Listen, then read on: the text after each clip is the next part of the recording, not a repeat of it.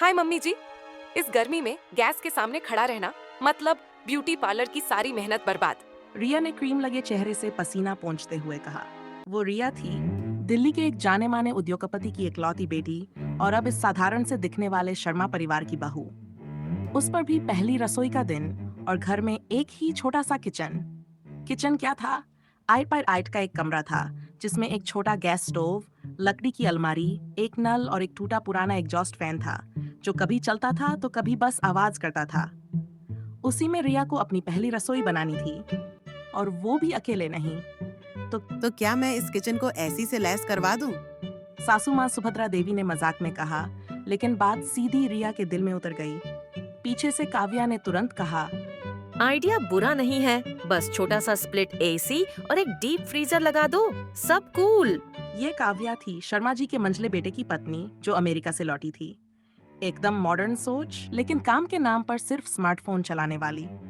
तीसरी बहू थी श्रुति, सबसे छोटी, सोशल मीडिया पर फूड ब्लॉगर, जिसे जिंदगी में बस एस्थेटिक चाहिए था, चाहे वो रसोई हो या रिश्ते।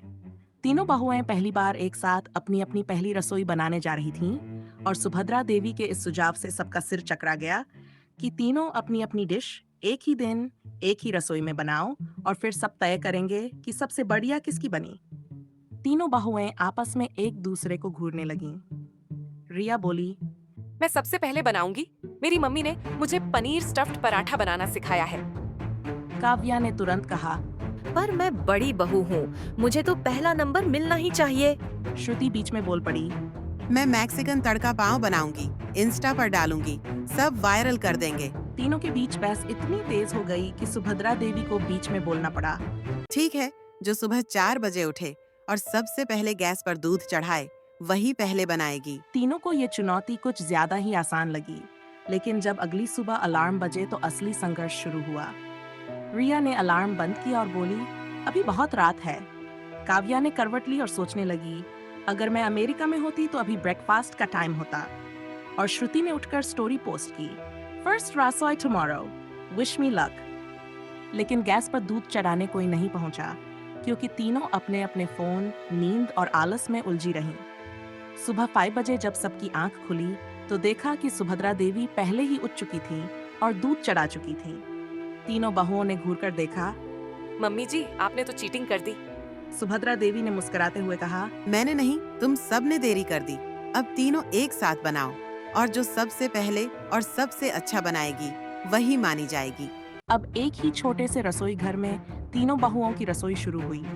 रिया ने गैस का एक बर्नर कब्जा किया और शुरू किया पनीर स्टफ्ड पराठे बनाना। उसने आटा गूंथा, आलू उबाले और काजू पेस्ट में मावा मिलाया। तभी उसका हाथ फिसला और आधा मिश्रण जमीन पर गिर गया। उसने झुझलाकर कहा, हाय, मेरी नेल पॉलिश पर मावा गिर गया। उधर काव्या पास्ता बनाने में जुटी थी।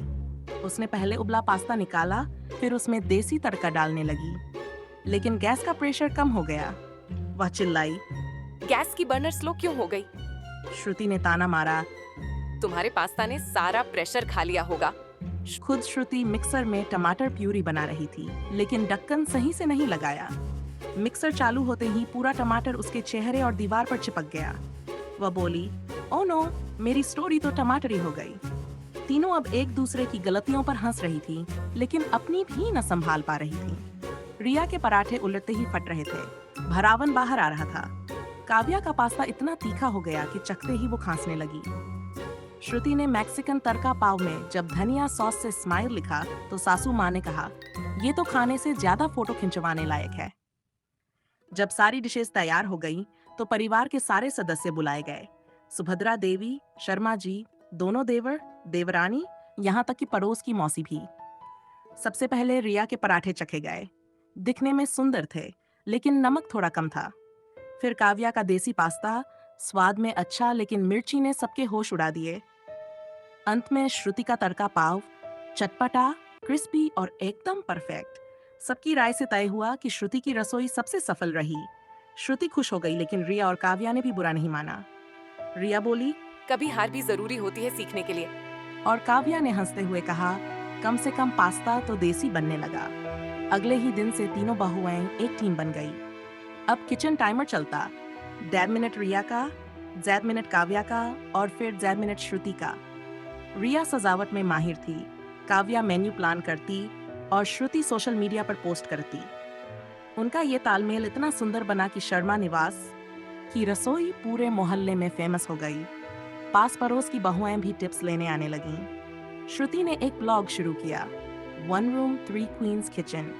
रिया ने होम डेकोर का यूट्यूब चैनल शुरू कर दिया और काव्या ने बजट कुकिंग की ऑनलाइन वर्कशॉप शुरू कर दी।